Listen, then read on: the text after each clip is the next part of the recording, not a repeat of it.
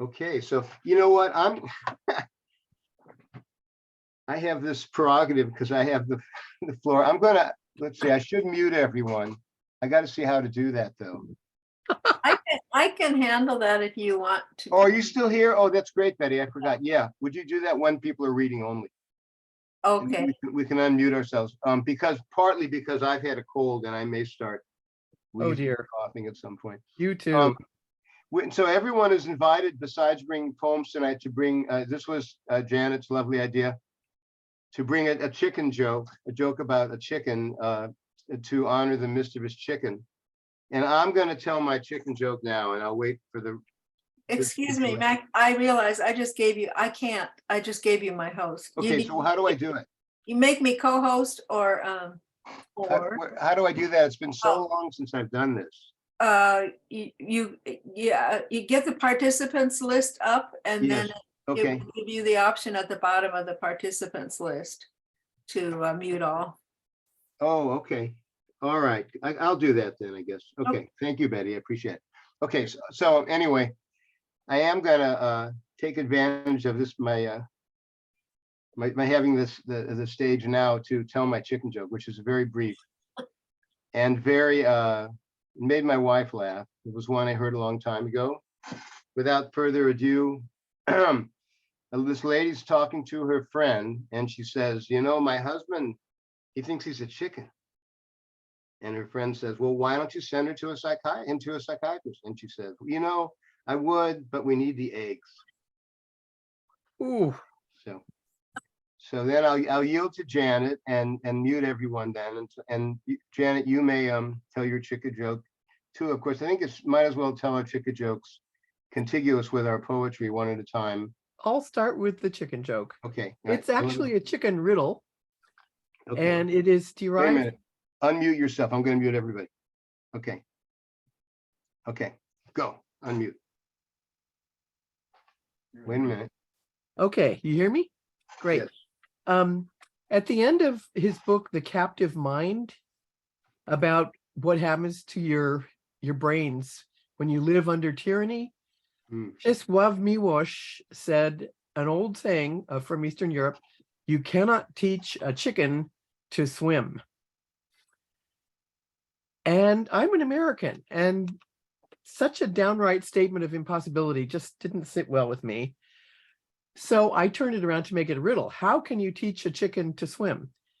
And I asked that question of Lorraine King, and she instantly said, "You egg it on." Yeah. Okay, good. All right. And I have another answer once I finish with my poems. Yes. This one is for Elizabeth Patterson, of whom it was said she loved people, but she loved animals more. And it's by my man, Walt Whitman, from Song of Myself. Oh, yes. In Leaves of Grass. Yeah, that one. I think I could turn and live with animals. They are so placid and self-contained. I stand and look at them long and long. They do not sweat and whine about their condition. They do not lie awake in the dark and weep for their sins. They do not make me sick discussing their duty to God. Not one is dissatisfied. Not one is demented with the mania of owning things. Not one kneels to another, nor to his kind that lived thousands of years ago. Not one is respectable or unhappy over the whole earth. Amen. And the second one is, it was at first attributed to Mother Teresa, but then somebody sent in a correction to the publication and said, no, it's a college student produced this. A group of college students put this together in the 1960s. And with the subject of forgiveness being so important in our lives, it's a good poem because to forgive benefits ourselves, benefits the person we forgive, frees us of bindings, and with some people it drives them crazy. People are often unreasonable, illogical, and self-centered. Forgive them anyway. If you are kind, people may accuse you of selfish, ulterior motives. Be kind anyway. If you are successful, you will win some false friends and some true enemies. Succeed anyway. If you are honest and frank, people may cheat you. Be honest and frank anyway. What you spend years building, someone could destroy overnight. Build anyway. If you find serenity and happiness, they may be jealous. Be happy anyway. The good you do today, people will often forget tomorrow. Do good anyway. Give the world the best you have, and it may never be enough. Give the best you've got anyway. You see, in the final analysis, it is between you and God. It was never between you and them anyway. Sorry, I had a cold too. Still. Anyway, among other answers to how to teach a chicken to swim, there was one that was kind of risky. If a fourth plane soul decided to turn a chicken back into a fish, it wouldn't have any trouble swimming, but that isn't really teaching.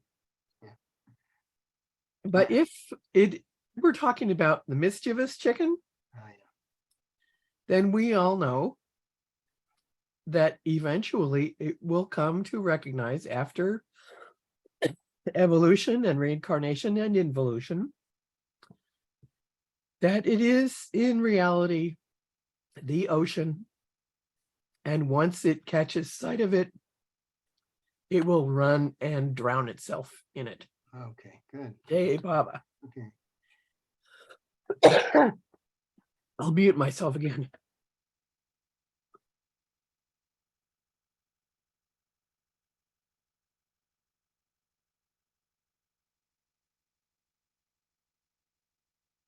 Audio.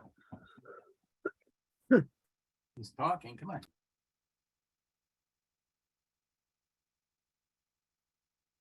Max, unmute yourself. Oh, you didn't hear any of what I just said? I'm sorry, okay. You were not muted when we all were, and then you were muted when, Seriously? yeah, Oh, okay, thanks, honey. yeah, bye.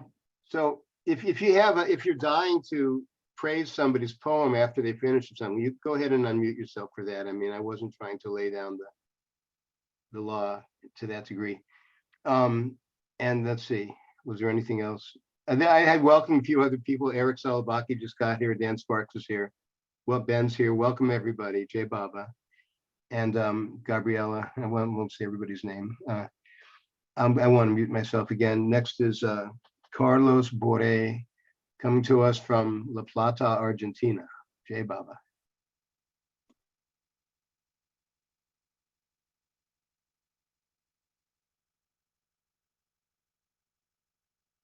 Oh, Carlos, didn't I see you? Am I still, honey, am I? He dropped off a couple minutes ago. Oh my gosh, did he Yeah. say something? No, he just disappeared.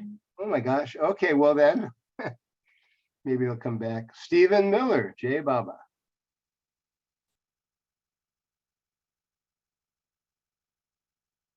You're muted, Stephen. Stephen, unmute yourself, okay, and then start over. Do you know how to unmute? Sure. Okay. Cool. Good. Sorry about that. What do you call a great chicken? Impeccable. Okay, it's sort of a Baba chicken joke, right? That Baba's unflappable, right? Isn't that something like what Eric said was how he accepted Baba was whatever he said he was? Because he was impeccable, unflappable, poised, always, you know. So anyway, I have this weird thing where the poem, I had a poem that was accepted to Best American Poetry, and it really startled me because the poem was just in a very small internet journal, and I had no idea anyone from Best American Poetry would ever see it. So it really felt like a Baba 1 in a million thing. So it was nice in a way, you know, better than if I had a poem in the New Yorker and it was accepted to Best American, you know.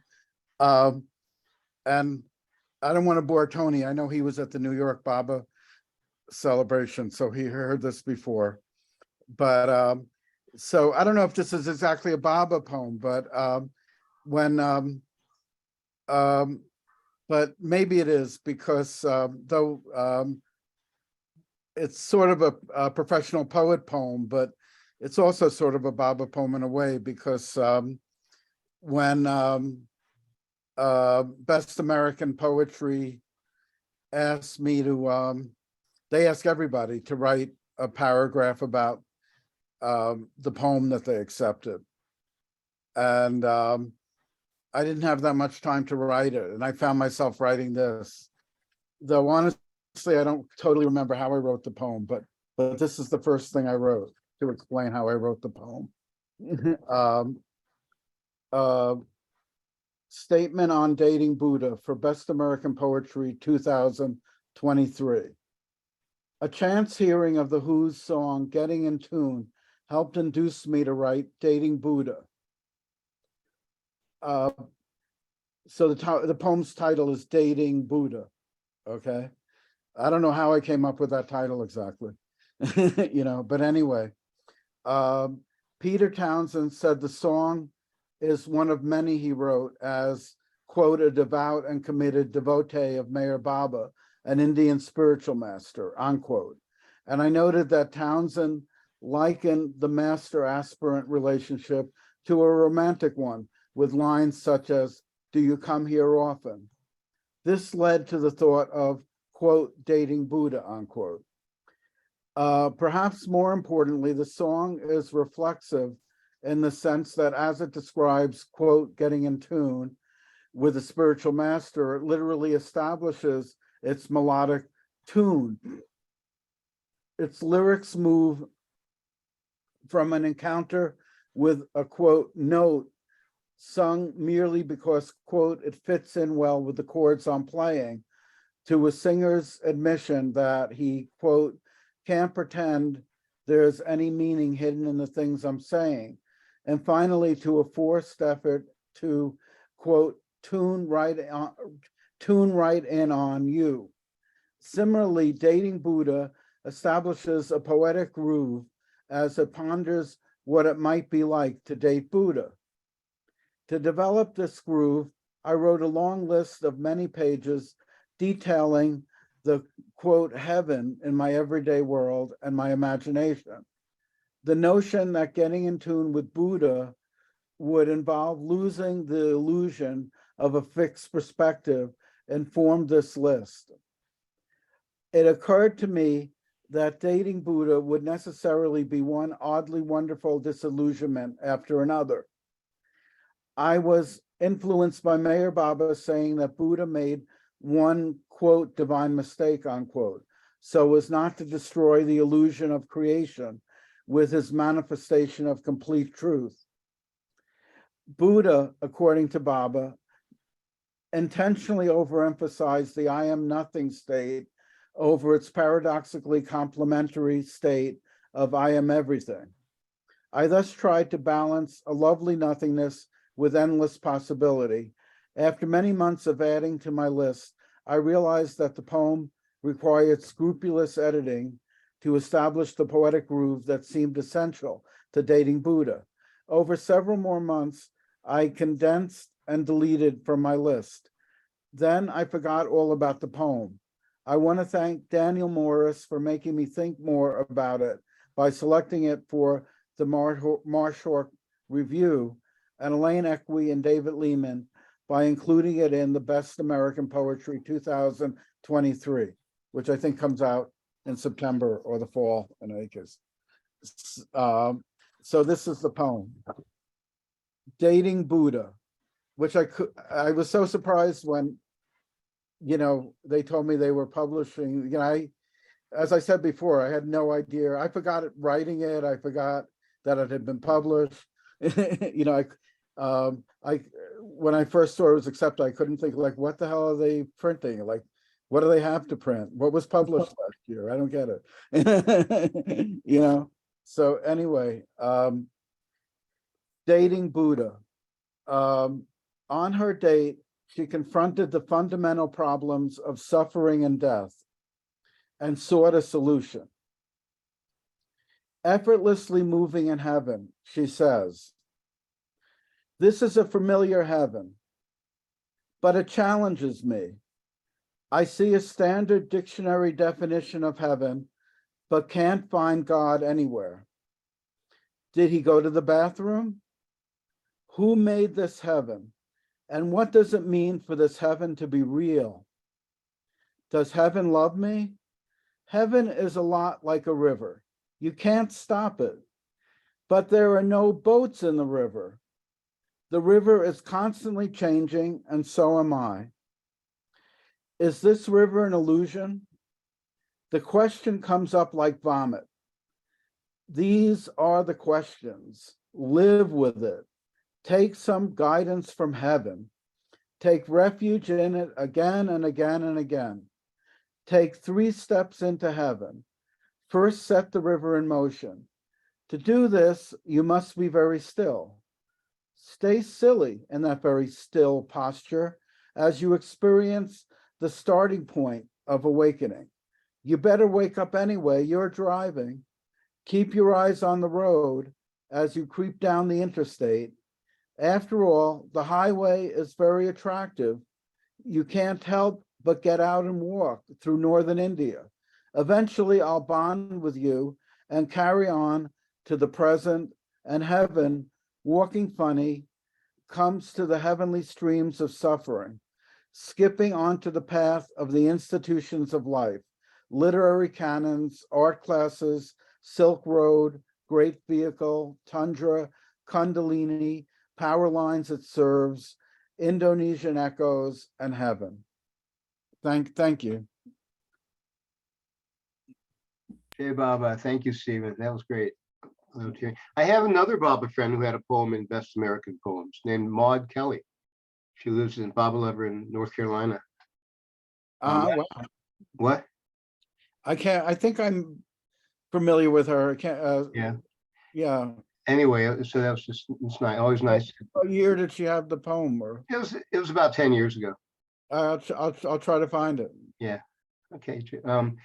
Let's see. Tony had asked on chat, how long do we suggest each person read? Probably there's quite a few of us. Maybe start with 5 or 7 minutes the first round, something like that. So, and next is Carlos back yet? Carlos his system wasn't working quite right, and he was going to come back, but I don't see him yet. So, Tony, you're next. Okay, so first thing about Do It Anyway, Forgive Anyway was written by a copywriter by the name of Kent Keith.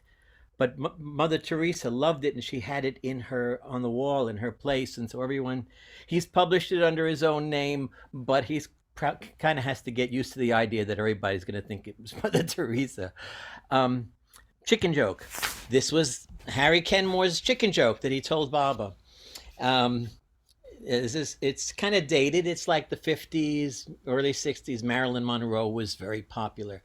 Now, this fella had a pet chicken, and he loved this pet chicken, and he took this chicken everywhere he went. The same guy was madly in love with Marilyn Monroe. Oh, yeah. And if there was a new Marilyn Monroe picture, he was the first one online to see it. And sure enough, there was a new Marilyn Monroe picture. So he came and he got online and he got to the front and he's holding his chicken. And he said, "I'd like 1 ticket, please." And the fellow looks at him and says, "No chickens allowed in the theater." He says, No, this is my pet chicken. I love my chicken. She won't be any harm. No chickens allowed in the theater. Next. So he goes off, he gets a big coat, he shoves the chicken into his pants, he pulls the coat around, and he goes up and he says, "1 ticket, please." And the guy looks at the chicken, he says, "Okay, 1 ticket." The fella gets in the theater, and the movie is on, and he's sitting there, and he's so loving what he's seeing of Marilyn, but suddenly he has stricken by conscience, my poor chicken is going to suffocate. So he pulled down his zipper just to give the chicken some air, and it stuck its head out. And there were two old Jewish ladies sitting next to him in the theater. And one turns to the other and says, Emily, Emily, there's a man sitting next to me and he's exposed. And the other one says, so what, Sadie? You seen one, you seen them all. Says, but Emily, this one's eating my popcorn. Baba enjoyed this joke very much. Okay, so I'm going to read. This book would not have been published if not for the Southern California poetry group, Max's group. Playing with Fire, it's my Baba story. The inciting incident is in prose, the rest is in verse. I'm going to read a little bit from it. It's available on Amazon. I'm not getting rich off of this, but if you'd like to read it, you can get it there. Playing with Fire. This is from early on. What an amazing thing to learn that God is living on this earth. So what if he's finished his work and dropped his form? The fact that he was so recently here is cause enough to release all fear and cause as well for boundless joy, especially when his presence remains alive through photos and memories and in his lovers' hearts. So our young lad begins to explore what life shall mean for him now. This advent is not a fact to simply ignore, but the challenge, which will later come to throttle, how to bring that big ship into his own little bottle. How joyful and easy it seems at first. Some call this part the honeymoon phase, for there are so many explanations to read, wisdom to lap up at every turn, meeting his lovers and sharing their light from eye to eye and soul to soul, embracing him in each other.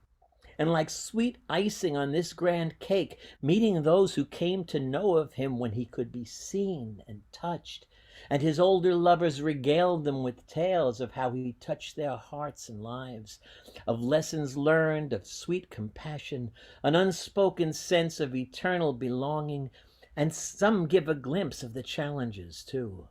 But mostly they share their joy, and he feels graced by the light of these holy mirrors.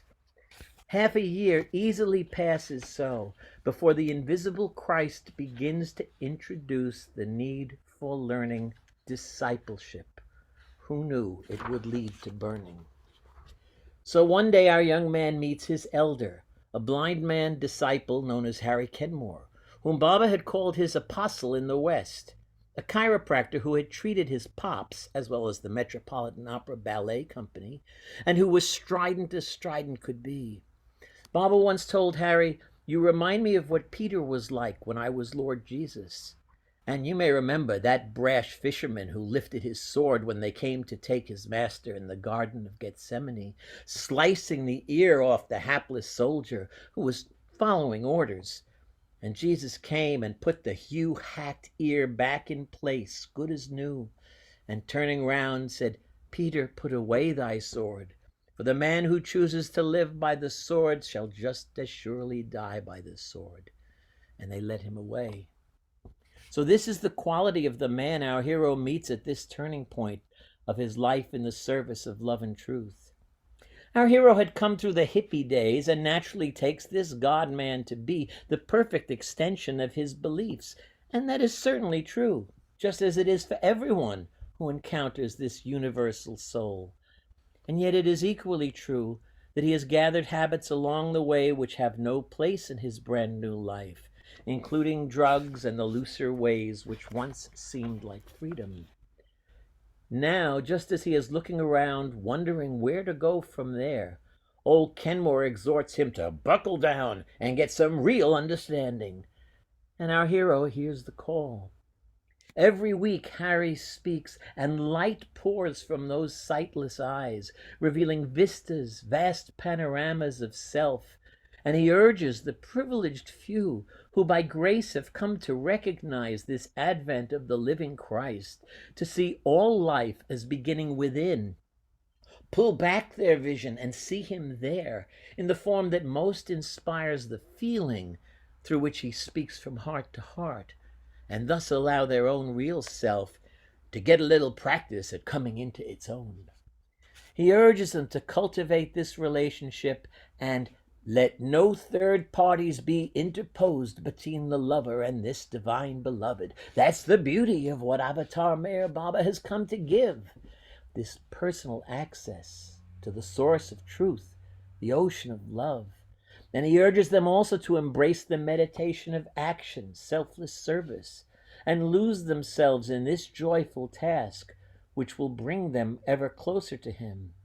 And all the young lovers are truly inspired and bind together to make it so, to realize their own reality through love and service now. Like Peter, Kenmore's sword cuts equally well in both directions.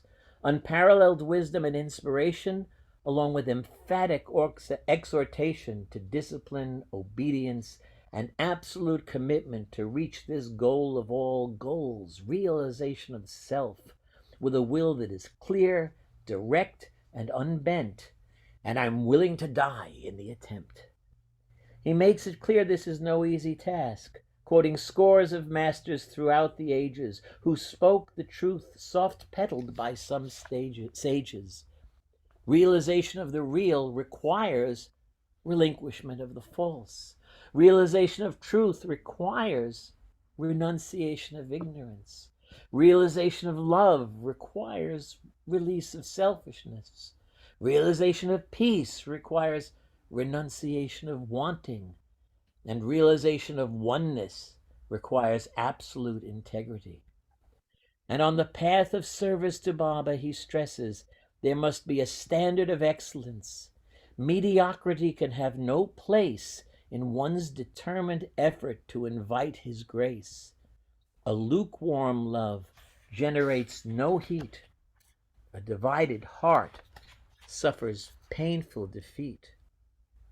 So our hero, it's near the end, so our hero drinks wisdom from a golden cup and considers possible transformations, willingness to become a vessel and so one day pour light.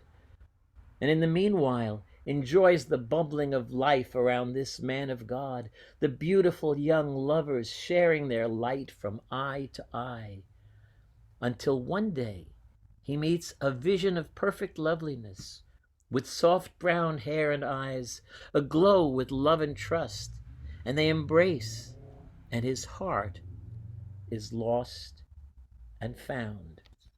And that's sort of the beginning of the story. Jai Baba. Hey, Baba, thank you, Tony. That was inspiring. I'll get your book. Sold it. Anybody else have anything to say? Okay. Let's see. So next is going to be Gabriella Tal, and Eric, I don't remember if you were here yet. We're taking the East Coast people first. Can you hear me? I'm here. What? Can you hear me? I'm here. Yeah, I hear you. No, when I talked about the changes in the schedule, Oh, you weren't here yet, I think. So we're doing the East Coast people first because it's so late there. So cool. Gabriella's next, and then you. So okay, onward, guys. Jai Baba.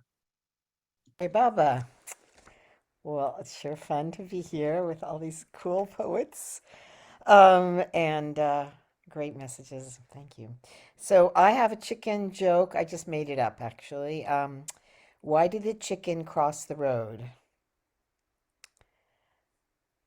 To save democracy in Israel.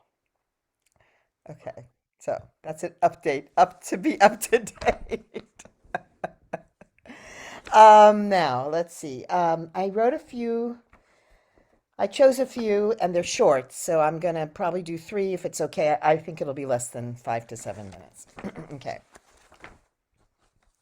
These are coming out in my new book, which should be hopefully launched at the before June 1. Let's put it that way. A couple of months from now.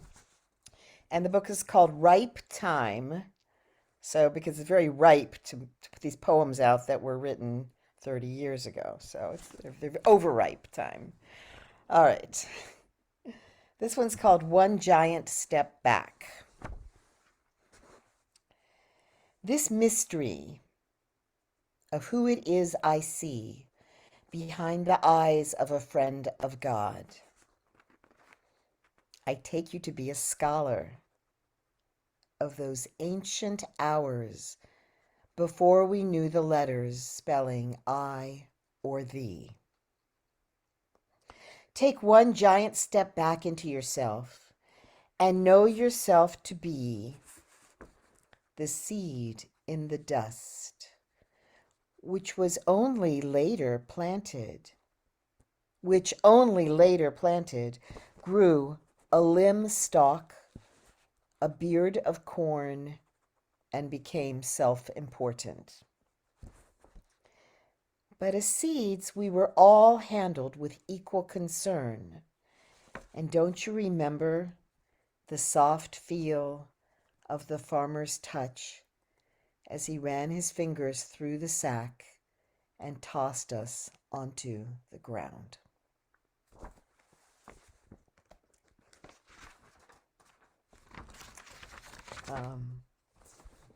This one's called Old Companion.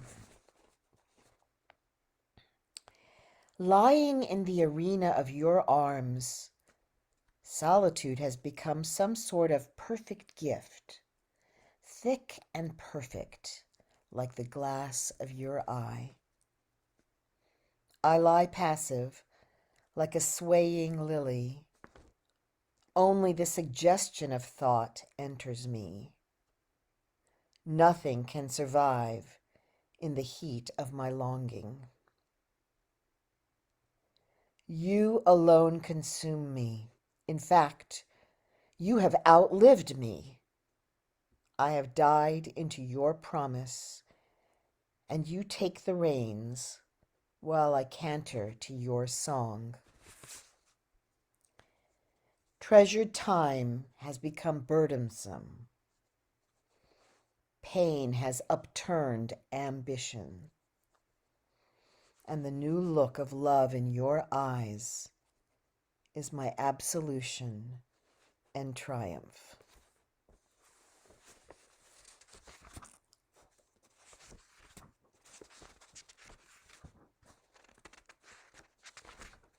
And this one's called Thanking You.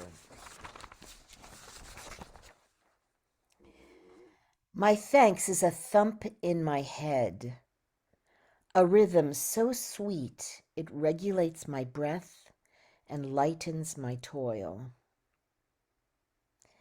May my thanks envelop my fear, undertow my waves, pulling me deeper and deeper to your ocean bottom.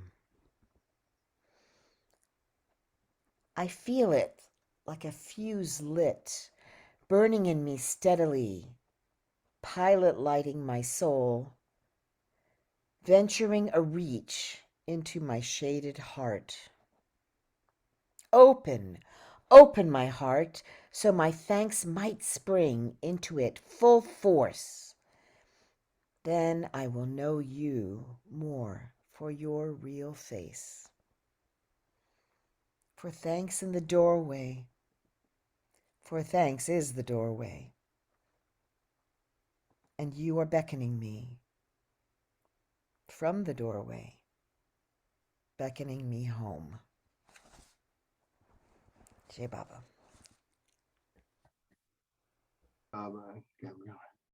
Okay, take it away, Eric.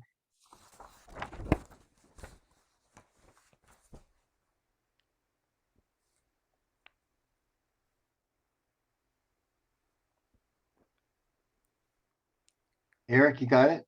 Oh, okay. Yeah. I thought, okay. Yeah, this is from Eternal Perfect Beloved.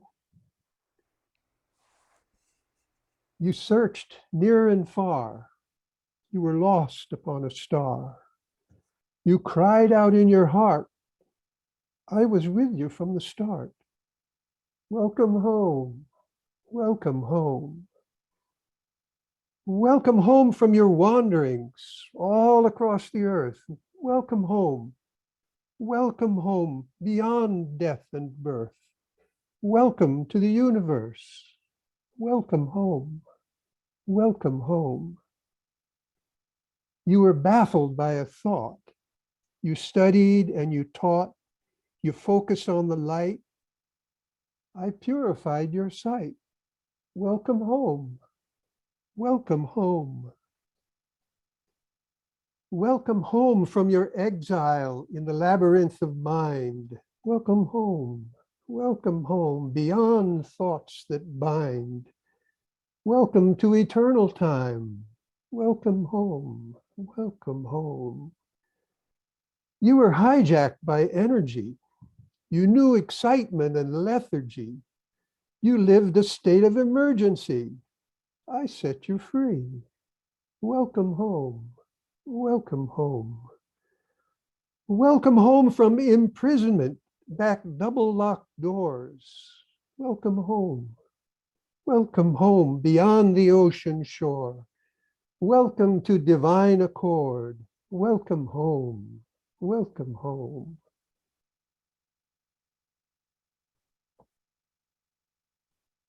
Oh, thank you, thank you. Thank you, thank you. So, welcome home, yes. I really felt that, Eric. Thank you. Oh, thank you, yeah. Mm.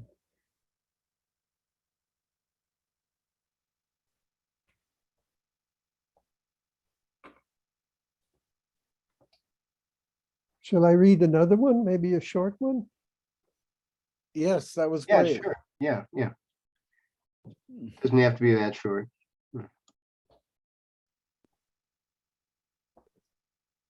Okay. How about this one?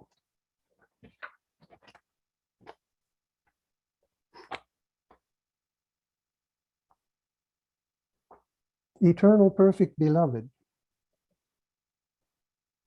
Thank you for this absolute vacuum full of light and shadow in motion, this play of unity and duality in consciousness. Thank you for the oneness of unqualified love that saves the world by opening the eye of the soul. You awaken us from our slumber in solid matter and make us all over into co-saviors. Thank you for sunrise at your samadhi.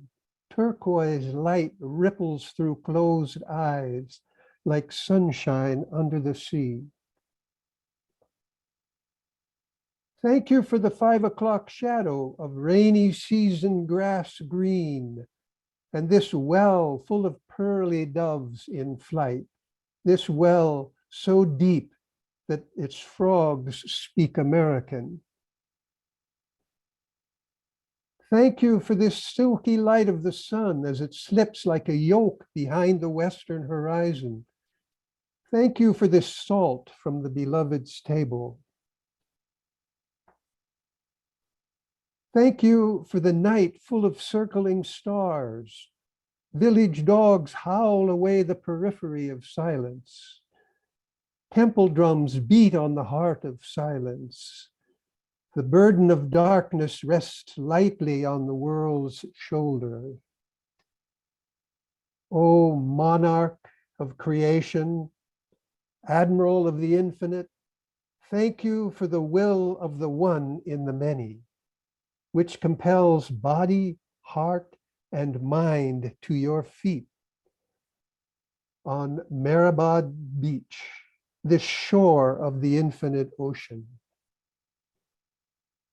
No matter how many times I put my forehead in the dust, it's not enough to thank you properly.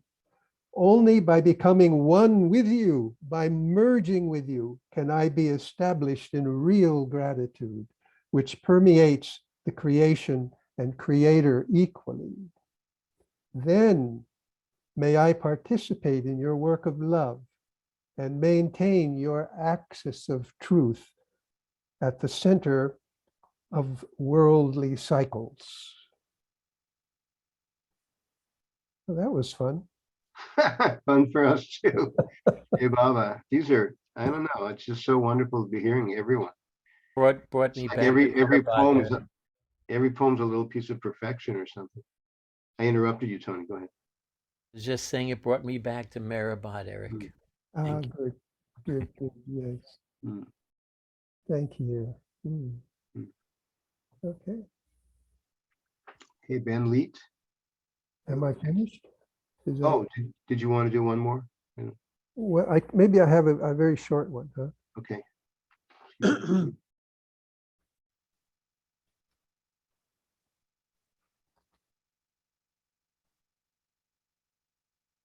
That's not so short. By page 39, that's short.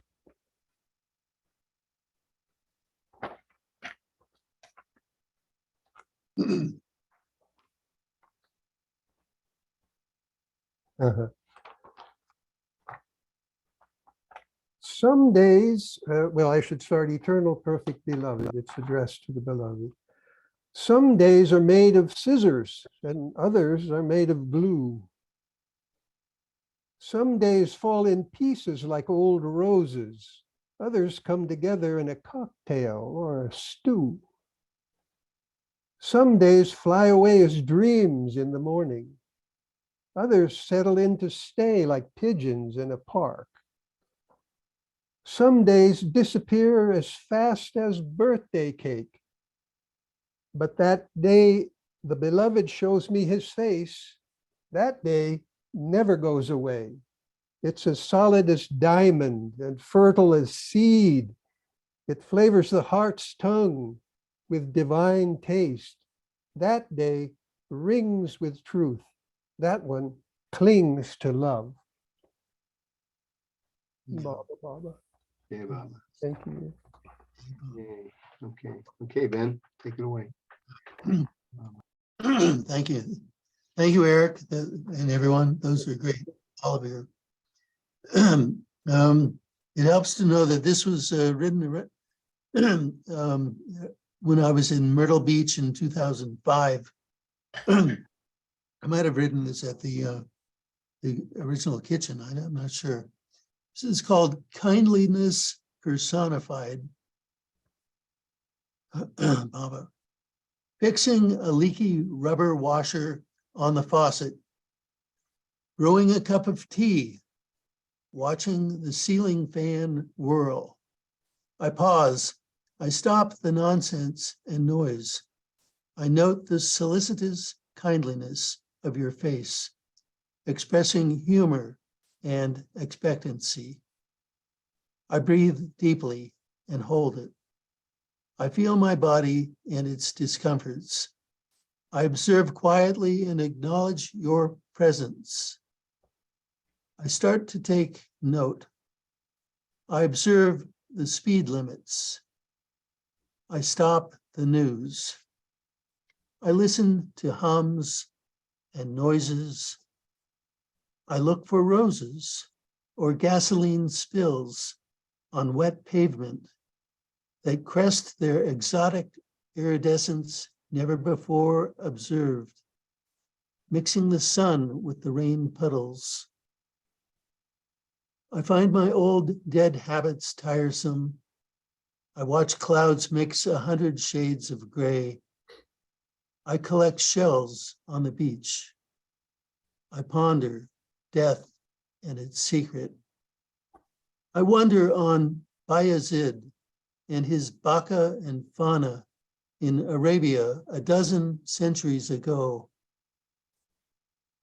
I imagine that supernatural wine of vision whose power changes the leper's wounds to wondrous beauty. The dull can be transformed with effort.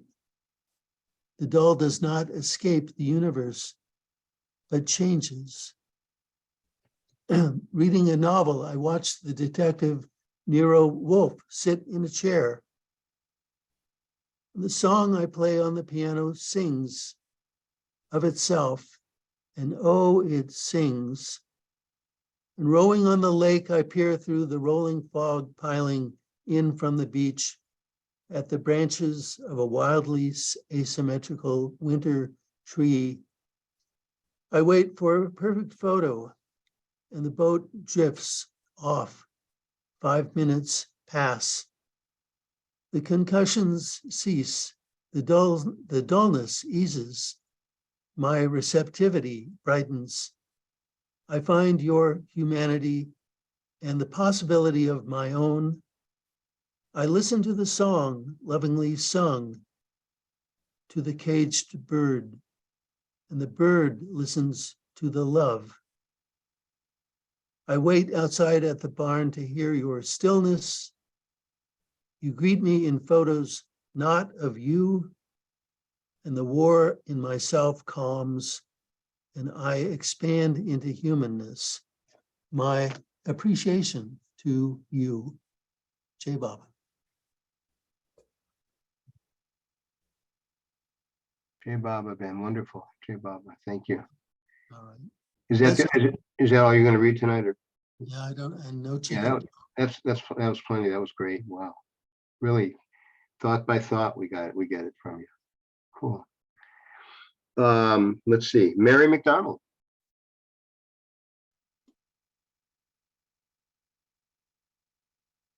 Mary McDonald. Mary, are you here? Thought I saw her. Wait, You're muted. You're muted. Am I here? Yeah, you are. there you go. Okay, go Oh. ahead. I have two simple chicken jokes that have no depth to them. Good. Oh, okay, so the first one is, why did the chicken cross the road twice? He was a double crosser. Did you hear it? Nobody's laughing. It's okay. Yes, we're laughing. We're muted. Oh, We're all muted. oh, Very okay. good. All right, then here's my second simple chicken joke.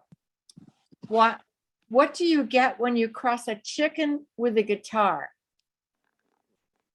A chicken that makes music when you pluck it. Very good. I guess I had more fun saying it. That's- All right. Okay, so I have two poems. And my poems are in memory of my friend Liam, who passed away recently. He was my friend for 40 years, and I'm going to say one of these poems tomorrow at his memorial, but he's in my heart. So I'm going to read one that he and I shared many years ago. I guess he found it and loved it and shared it with me.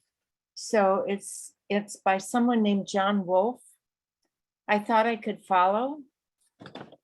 In my innocence and naivety, I thought I could follow your flashing footsteps over oceans and past moons. I had many loves before and a heart strong with trials. So when your face appeared, I was sure I could follow it. But you turned out to be a God, and your standard of faith so high.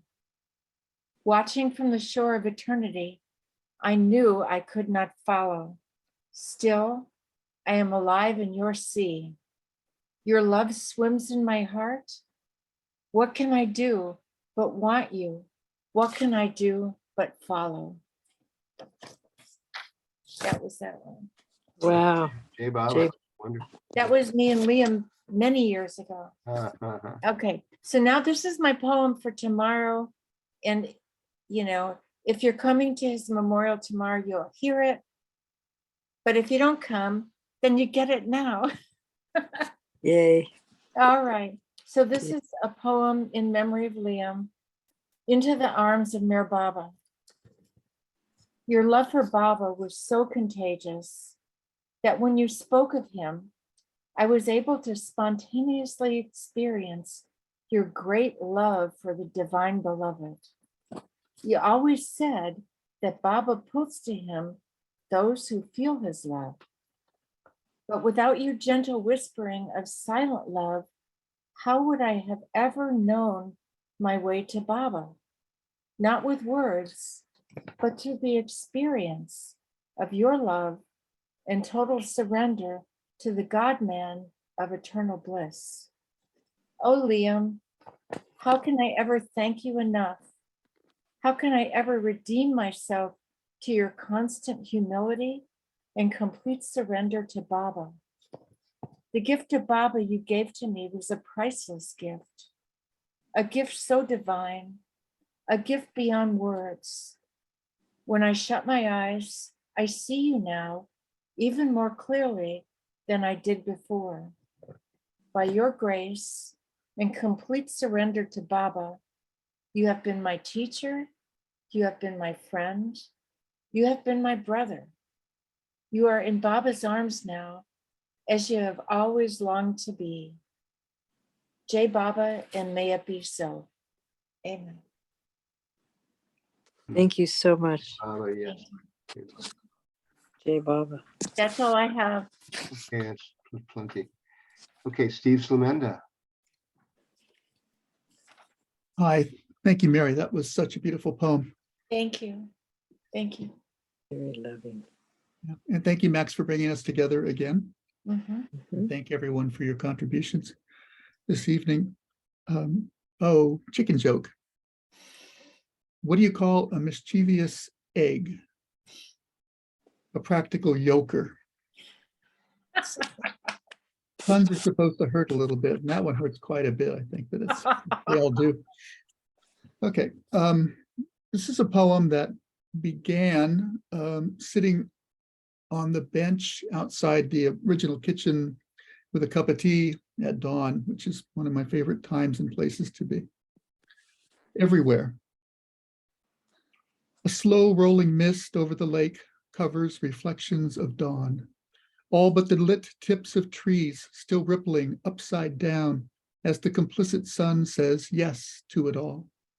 Still, I think I want to escape from illusions, chasing after miracles that can't be avoided. Truth needs no revelation. It's all in the all of it. Beauty as deep in the everyday commonplace as in the marvelous. A teaspoon in a moonlit sink. The rainbow a proxy for the faded blue and gray of day. Every illusion a placeholder for its deeper truth, like metaphor upon metaphor, mist over reflection, the face of God in every exquisite plain face passing by.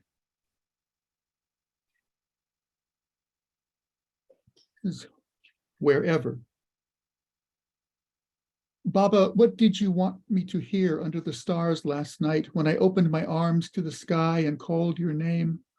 When I looked on constellations through swaying pines and knew my place between nothing and everything, and felt the dome as a veil and knew just the hint of longing for you in the odd knowledge of how far I am from right here where you are.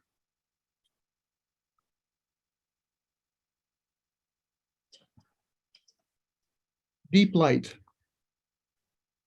Sin is a terrible thing to waste.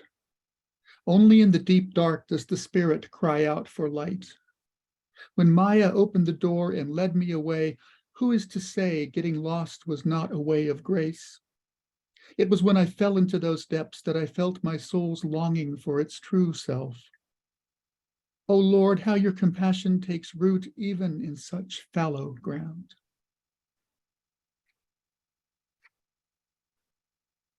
This is a poem about samadhi. It's called Samadhi.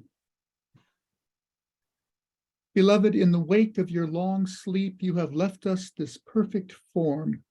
You ascend like a single rose from the cryptic deep of your repose to a constellation of lovers.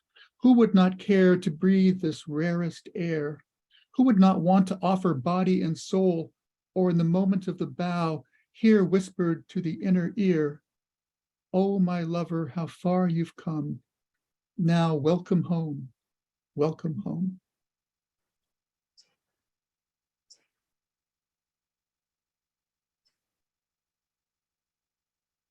Take me.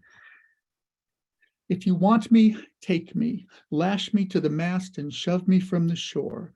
However much I wail, don't let me go, because I know that on my own I will never surrender. Even now, I fear that you'll accept my prayer. So if you want me, take me. I am only fit to be tied. I have tried myself, and now I seek conviction. So sentence me to your boundless sea, life or death, your call. Yay. Hey, Jay Baba. Yeah. And then I'll just end with to my next incarnation. Welcome back to your senses. Lucky you, you get to fall in love again for the first time. Another spring brings another sweet seduction. You find yourself floating on a fragrance of roses, carried to a tavern where one who is no stranger awaits you, where romance is reborn in the quiver and sting of a glance. One sip of wine leads to another and another, then that spinning, giddy moment when you fall helpless back into the arms of your beloved. That's when the dance begins anew. Lovely. Jay Baba. Jay Baba. Jay Baba. Thank you, Steve. Beautiful. Have you Remember, published these we're gonna poems? have this on recording. We'll be able to see it anytime we want, all these poems. Wonderful. But Steve, is this in a book? Are these in a book somewhere? No, I'm actually preparing a manuscript right now. It's been Oh. a long time coming, but I do Oh. have something coming together Good. Great. Definitely Jay want over it. the next few Beautiful. months. Yeah. Jay Baba. Jay Baba. Thank you. Okay, Jeannie Ross. Jeannie. Okay, thank you. Thank you, thank you. This poem is from, anyway, it started in 2000, poem called Abundance, but it's appropriate today for these times. It's time for new beginnings, for shedding the old skin and way of being. Let it split down the middle like old snake skin. Let it fall away like an old coat no longer needed. New beginnings are here in each moment. So now I choose to be present, open, aware, in allowance, trust, compassion, and a semblance of joy. I am that I am. I am Baba's, and to me, Baba is in me. I am a spark of God's divine love, the same spark that is in each of us. I now express in my own unique way, free of fear and limitation that are now falling away. My heart is free to sing, free to cry out in love or pain, free to express love and inspiration flowing through me. My blessings in this life are endless, each creating another. What I took for pain and limitation were really gifts beyond measure, thanks to our beloved. Jay My Baba. family, and then it's got a different tone.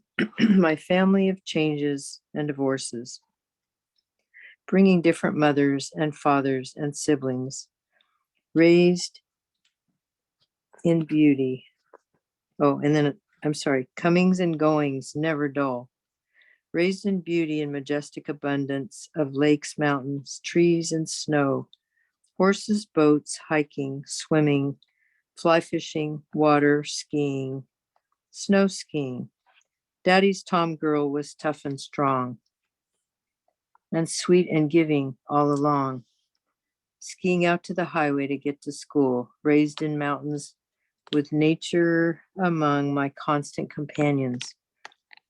Awesome and fierce, warming, peaceful and glorious, incredible sunsets, rainstorms, and summer hail that tore all the leaves on the thimbleberry plants and turned the boat docks white. Wind howling high above in the tall pines and firs at night, in towering trees. Deep snow, heavy blankets, making smaller trees droop like hooded monks, glistening whiteness in the full moon, bright enough to cast shadows, covering white stillness, beckoning to come and make tracks as it was seen through the living room window half covered with snow. I learned how to adjust to a lot of different personalities, strong and fierce, gentle and quiet, bossy and mean, angry and kind. I learned chameleon and peacemaker, clown and scapegoat, cute and ugly and half gone. Now I choose the good and blessed parts of ways of being, what nurtures myself and others, keep what is strength, drop, stop what causes weakness. All parts of my life are blessings and gifts, teaching me ways of learning and being in the present moment. The past is gone and the future isn't ever here. When learning of the beloved Baba, I've learned to realize how fortunate and carefully I've been guided all along and loved.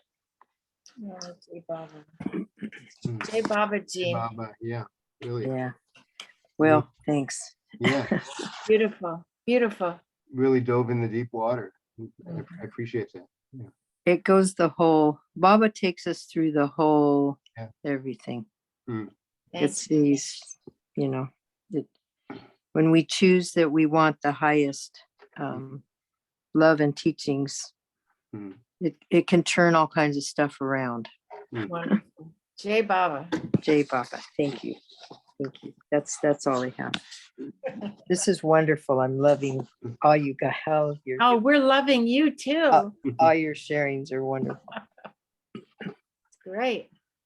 I'm going to read a few poems, and then anybody else that didn't go yet, or if there's nobody that didn't go that wants to, then people can have a second turn, I guess, as long as stay around for a while if you like.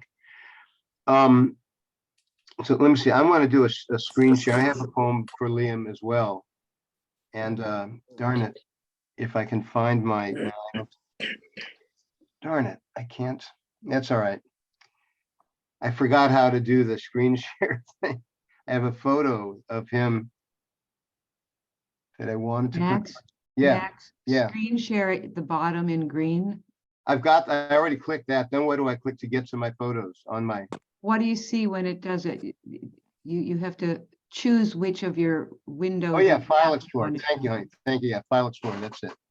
And I put it. Wait, I put it right here. I think I put it right here, so it's easily accessible. Come on. Oh yeah, there it is. Okay. Yeah, this is. Oh darn it! They're jumping around. It's. This is. Wait a minute. Come You're on. in downloads. No. Can you see it now? No. No, Max. Oh geez. And I'm also. Yeah. Okay. Well. Darn Why it. don't you get out of screen share and find it and then go back into screen share? Okay. But I did find it, and But then you have to click on it for it to be the thing that's going to be seen. oh, I see. Oh, yes. Okay, thank you. Got it. Yay for her help. She's been like a help. Yay. Barbara's been a help desk in many different ways in this lifetime. Thank Yay, you. Barbara. Yeah. So, can you see it now? Oh, Yeah. there's Liam. Oh, yeah. So let me just. To the left is Liam, Yes. and to the right is Baba's face that appeared on the tree across the street from Liam's apartment Mhm. around 2017 or 18, and it was there for a few years. It's not there anymore. Liam's not there anymore. Oh, isn't that wonderful? Isn't it great? Yeah. So this is the little poem I wrote for him. I didn't just write it, but it expresses my relationship with him. Wonderful. Something about him, hopefully. It's called The Friends of God for Liam. If you want to meet God, you should hang out with his friends. Though you might imagine that there'd be great crowds jostling to get in, it isn't always so. And even if it were, you need not worry. If you have an appointment written in God's book with one of his friends, he'll see that you get in. In fact, he'll part red seas and level mountain ranges to get you there. and there will be all the time you need. If you think about this the way you usually think about things, throw those thoughts in the trash. God's ways can't be understood.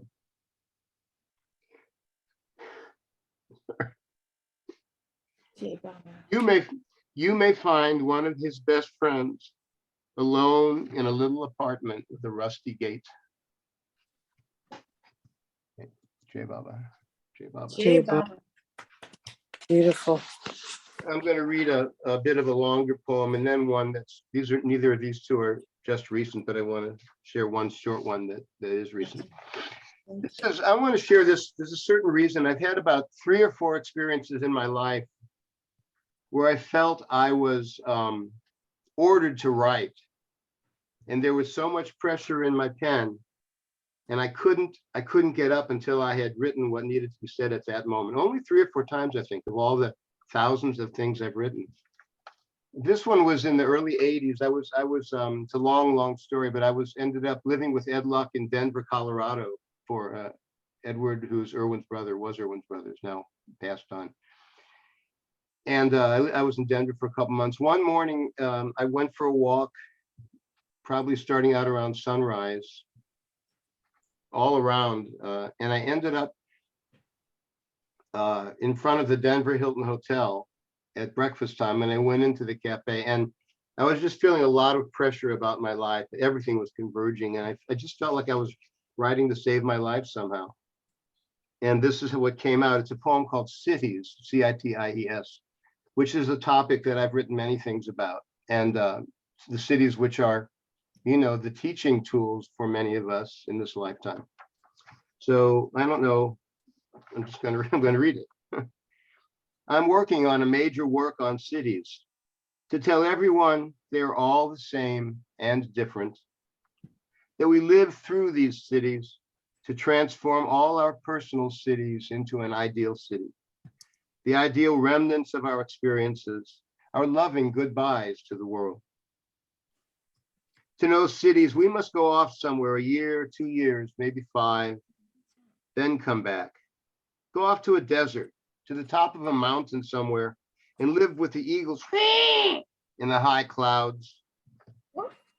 Then come back and see the buildings reaching clouds, crying out loud to the clouds, and see how from far off they're perfect abstract sculptures, monuments of intellect soaring, needle spires toward God, and from close up they become citadels of tears, penthouses of pent-up emotions, and how 1 million people have cried in the streets below. I don't hate these cities, I love them.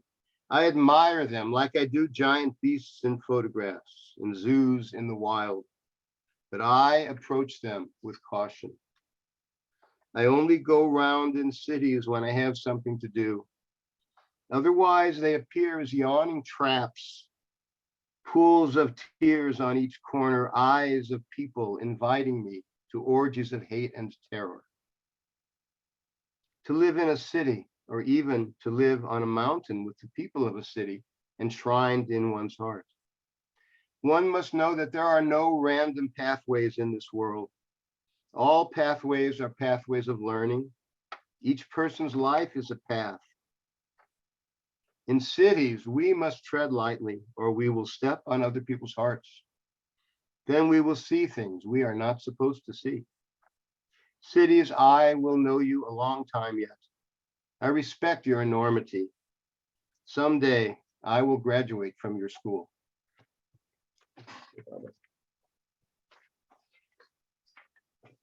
I think Baba, though not mentioned, is like the background of that poem. This is called, this was just written a couple of days ago. This is called Nature Within and Without.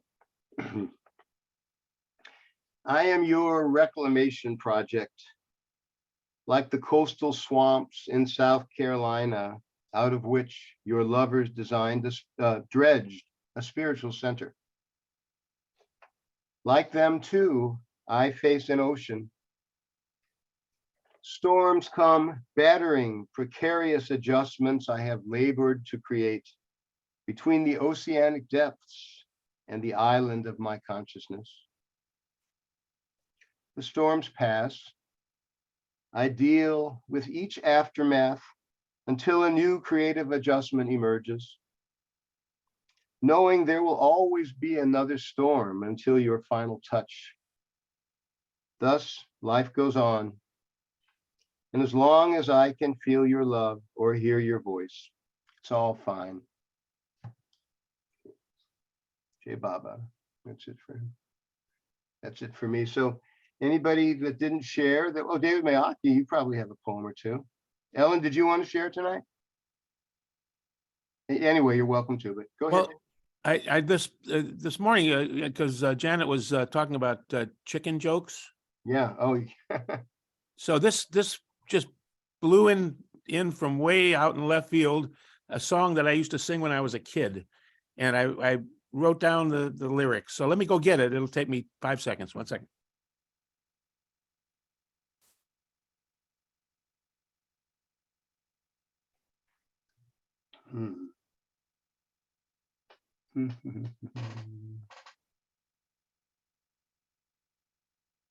Now I have to find it. Wait a minute.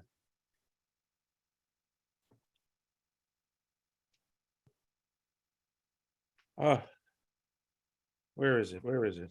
I wrote it down. David, your musicianship makes people glad to wait through your shuffling papers.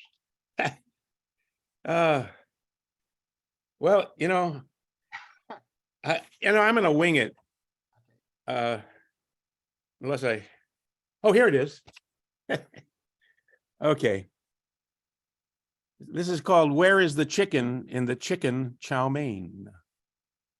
Now, I walked into a restaurant, told the waiter what I want, and what I wanted was a dish of chicken chow mein. The waiter brought it on a tray. I started eating right away, and right away I started to complain. Where is the chicken in the chicken chow mein? Chicken chow mein, chicken chow mein. Can't find the chicken in the chicken chow mein. Chicken, where can you be? Now there are noodles and plenty of rice, oh, plenty of rice. The onions and celery are tasty and nice, but chicken, where can you be? Well, I've looked high and I've looked low, can't be found, no. I've looked here and I've looked there, but the doggone chicken isn't anywhere. Well, where is the chicken in the chicken chow mein? Chicken chow mein, chicken chow mein. Where is the chicken? I'm going insane. Chicken, where can you be? Where is the chicken in the chicken chow mein? Chicken chow mein, chicken chow mein. I keep on looking all in vain. Wait, can't you hear me kicking? Don't you serve a little chicken when a fellow orders chicken chow mein? Whoa. Ooh, all right. Such a silly song. Such a silly song. And excuse me, you mentioned Wonderful. poetry. Can I read a couple of the latest poems I wrote this morning and yesterday morning? Yeah. Okay, it won't be long. Again, I'm going to get my cell phone. 1 second. They're short gems.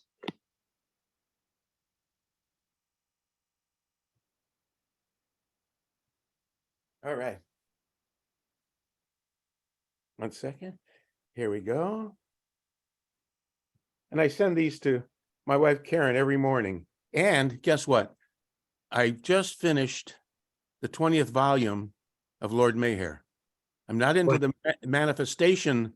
I'm just starting the manifestation section, the final section. But this was where Baba is in the Samadhi for the 7 days. Meanwhile, in Mecca, it's flooded out for the only time in anybody's memory. So anyway, here's this is from Thursday. Oh, glorious Mehrabad, joyous resting place, climbing the hill to God's ocean of grace.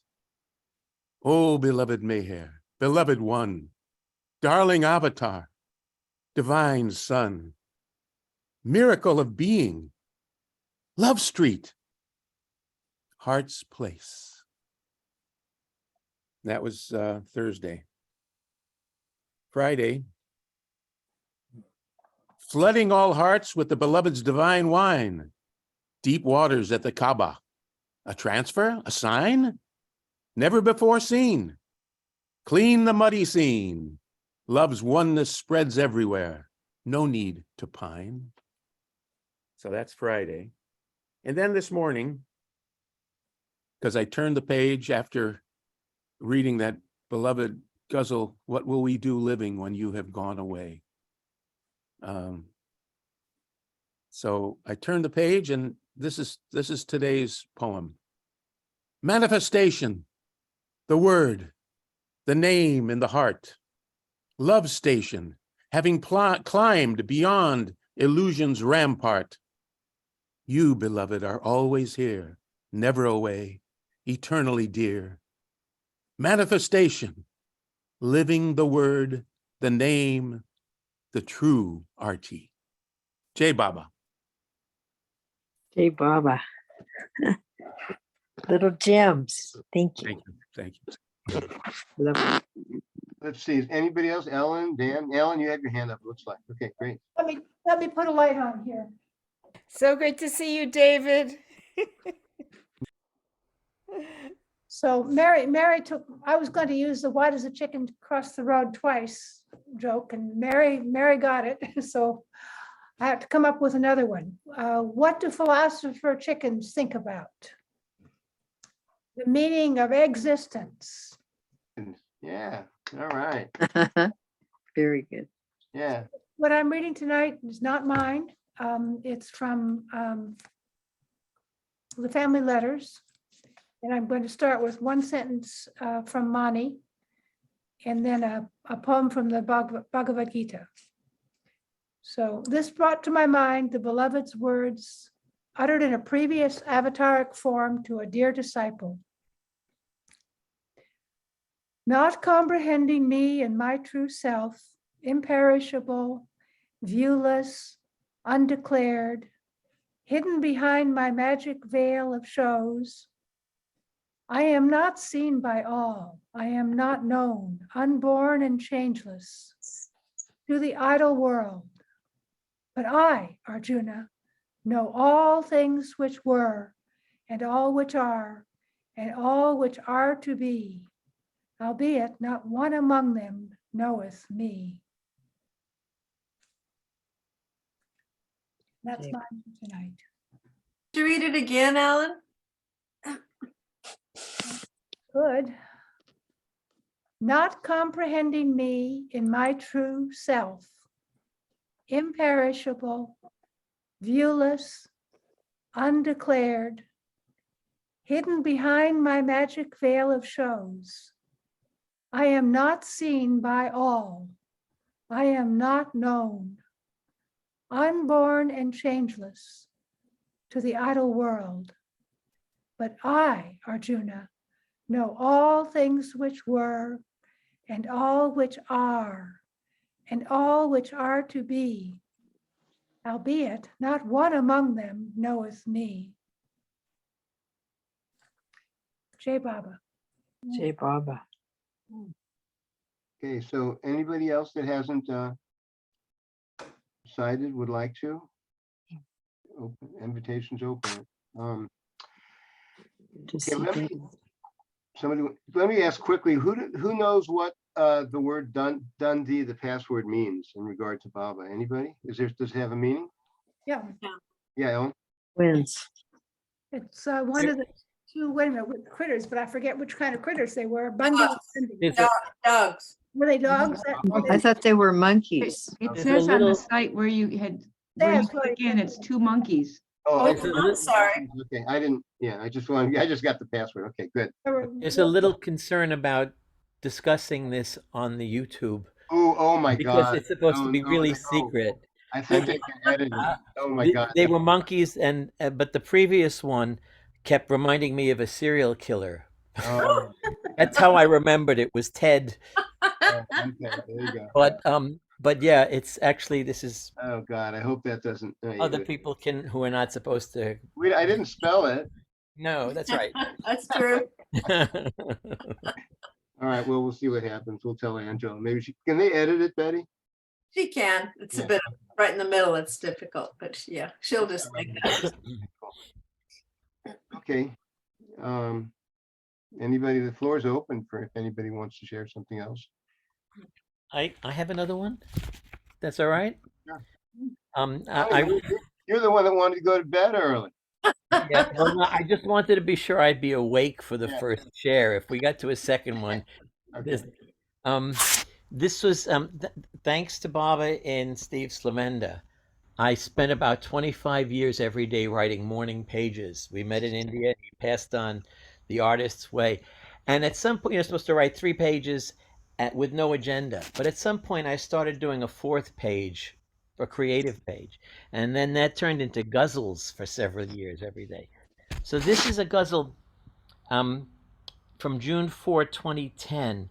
Baba has given me some really, this is just for Baba's entertainment, really. It's not, he's given me some wonderful acting roles, an off-Broadway thing, where, a Phantom, where I played the author, the creator of the Phantom, the audience's guide, a detective investigating the issue.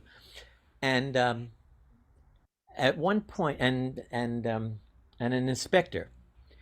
And at one point in this role as Inspector Millefoy, I was questioning the paramour of the woman, the would-be paramour of the woman who the Phantom loved. And he kept cutting off my line. I was challenging him as the detective, and he kept cutting off my line because he knew what I was going to say was embarrassing to his character. And he didn't want, he's so identified with the character that he didn't want his character to be. And so I finally confronted him on stage with an ad lib. But this is a guzzle that I wrote that day about that happening. It was Inspector Millefoy, which means 1,000. Mille means 1,000. Foy means cold. Crossing Millefoy, a guzzle on breaching theatrical reality, which I will correct immediatement today. If my counterpart assumes foreknowledge on this stage, then I will anticipate his foreknowledge with rage. My righteous indignation will speak volumes if expressed. If I withhold, better suit me up in a frilly dress. I am the inspector of police, so mind your tone. I don't care if you are royalty. Vive la revolution! You have no throne. And I will lock you up as soon as sneeze if you disrespect me. I'm telling you now, you'd better expect me. My name is Millefoy, not milk toast. If you feed my flame, I swear you will roast. Do not take that tone with me, young man, or you will rue the day. Better keep faithful to theatrical reality. Better let your character eat his shame, or you will eat my anger. You are playing with fire, young fool, so mind the danger. I actually gave him that line on stage, and he challenged me afterwards. He said, you know, you're not supposed to change the playwright's words. I said, then don't step on my lines. I know Baba enjoyed that whole play, the whole run, and especially that moment. If So, they ever decide to remake, what's his name, Inspector, Barbara? The French guy, who was it? So, Poirot? What? Poirot? Was it Poirot? Is that who you're thinking of? The one that lived in London with, oh God, Poirot. yeah, Poirot, yeah, you're like a dead ringer for him, to me at least, anyway. Barbara, did you want to share something? I didn't say Oh, your, I just wanted to say in the spirit of chickens that tonight was excellent.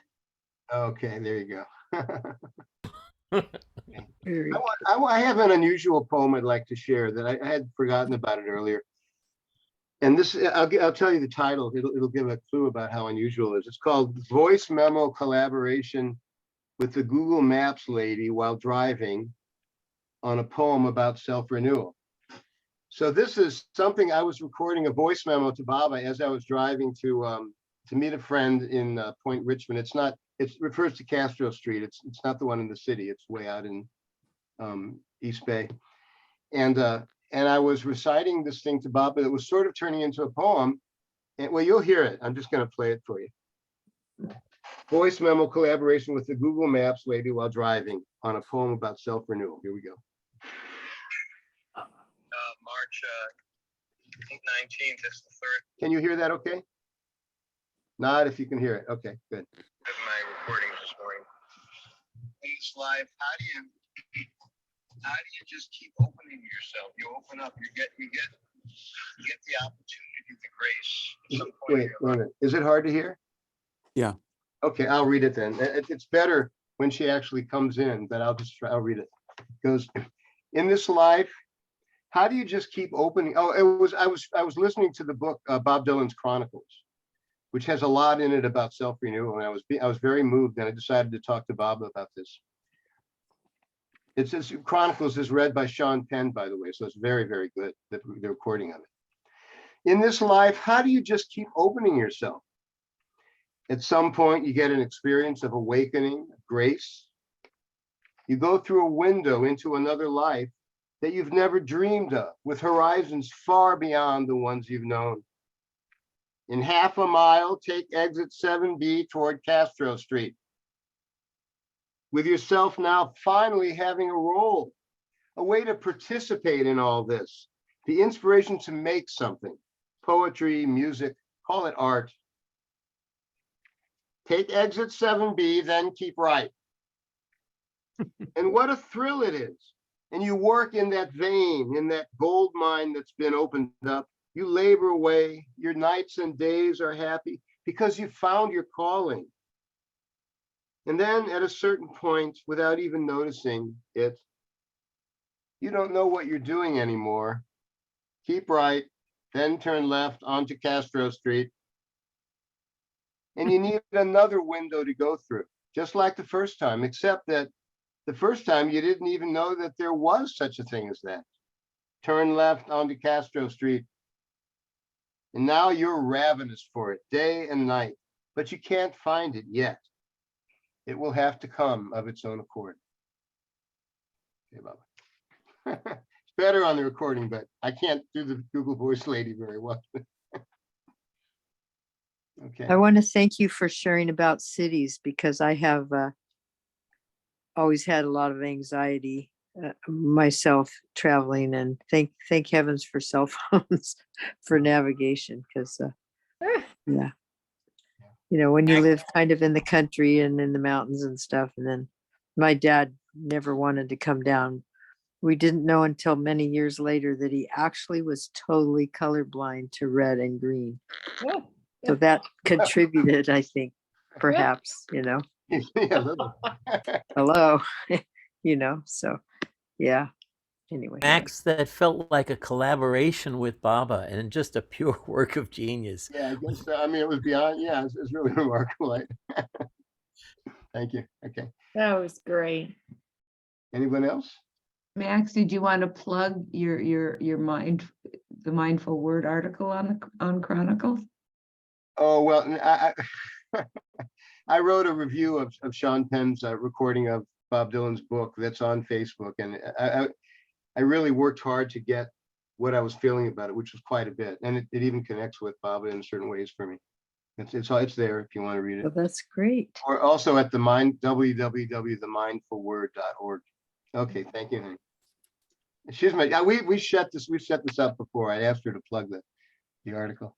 No, I'm kidding. Okay. So anybody else? Thank you. Can I read a couple shorties again? Yeah. Or Betty, you haven't shared, but anyway, you don't have. Yeah, I'm going to mute myself. I defer to Betty, absolutely. Can't hear you, Betty. Just listening tonight. Okay. All right, two short ones. This is called The Tenderest Tendril. I am whistled clean from Krishna's flute. I am brushed from within by the broom of the mother. I am the recorder of time, beyond time, circled from the center, weathered in the notion of divine poetry. I am wrenched from the womb of love, circumcised by the dragon's teeth, and left wafting on the shore, the tenderest tendril. And then this little one here, which is kind of like Baba just speaking to me. It's called Sieve. I'll be here with you, emptying your heart into your mind, then like a sieve, sifting it back again.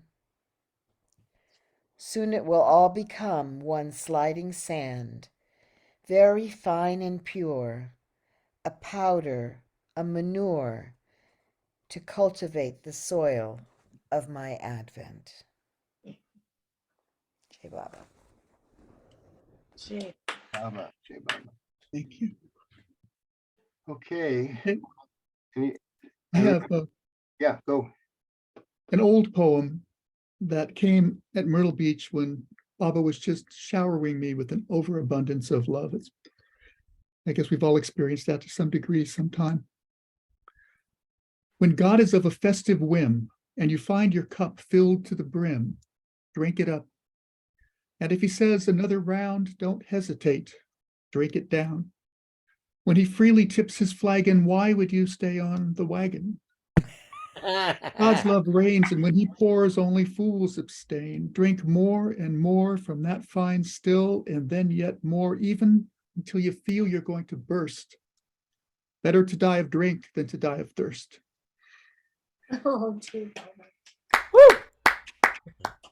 Jai Baba. That was great. I'm gonna, oh no. This is one of the first poems I ever wrote because Wow. people were doing short rhyming poems. We were studying William Blake in the English class, and they wrote a poem called "Ride On, William Blake," and it goes, "Ride on, William Blake. The manacles will break, and streams of pure delight will place us in your sight. Your siege against the shell of self-created hell has opened up the egg. Accept my thanks, I beg." Wow, awesome. Best chicken poem of the night. Yeah. It's really- Yeah. I haven't recited that for almost 50 years. Oh my God. Thank you. Okay, well, we can go all Awesome, night. awesome. Guzzle think events go all night sometimes. So. It feels like things are just getting warmed up. People are at the party now. You East Coast can leave if you want to, because you might be tired. I'm gonna go, but I'm leaving, but I love you guys so much and thank you. Yeah, see you tomorrow. Oh, thank you I'll so see you tomorrow for Liam. Jai Jai Baba. Baba. Jai Baba. much. Thanks for sharing. Thank you. Leon, I'm Beautiful. Max, I'm gonna go too. Okay. I need to tell you how to end it. Oh, thank you. Thank you. Got an echo going. Yeah. Jai Baba, everyone. Good night. Sleep well. Okay, Jai Baba. Betty. Good night. Jai Baba. Jai Baba. Jai Baba. Jai Jai Baba. Baba. Jai Baba, Jai Baba. Baba, everybody. We're down to 13. Okay. Betty, you're gonna tell me. You just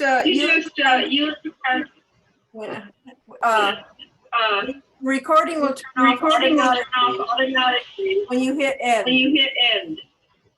It'll go off by itself. Oh, so that's it. I just hit end. Echo. Who's copying me? Nobody's muted anymore. Okay. All right. So we call it a night. Okay. So Dan, good to see you, buddy. Thanks, Max. Thanks, everybody. Avatar, Meher Baba, Baba Ki Jai. Avatar, Meher Baba, Meher Baba Ki Jai. Avatar. Avatar Meher Baba Ki Jai. Hope to see you guys. See you guys in 3 months or so. Hey, Baba. Thank you all. Thank you all. Thank you all. Wonderful to see you. Thanks, everyone. Mwah.